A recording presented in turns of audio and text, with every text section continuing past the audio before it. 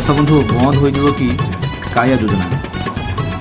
तेज जानी बर्तमान इलेक्शन पर आपंकर सरकार जेहेतु परिवर्तन है परिवर्तन परिप्रेक्षी में आपंकर सब प्रकार ऑफिसर पाखु आरंभ करी सबू प्रकार चेंज हो तो यार भितर आलोचना हो जो कृषि विभाग तरफ आपंकर जो काया योजना सरकार तरफ पूर्व सरकार जो थिला योजना काया योजना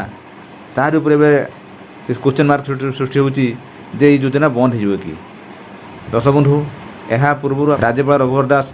से स्पष्ट करते कि जोटा कि जो जनकल्याण योजना पूर्व सरकार अच्छी सीटा बलवत्तर रोटा कि काया योजना गोटे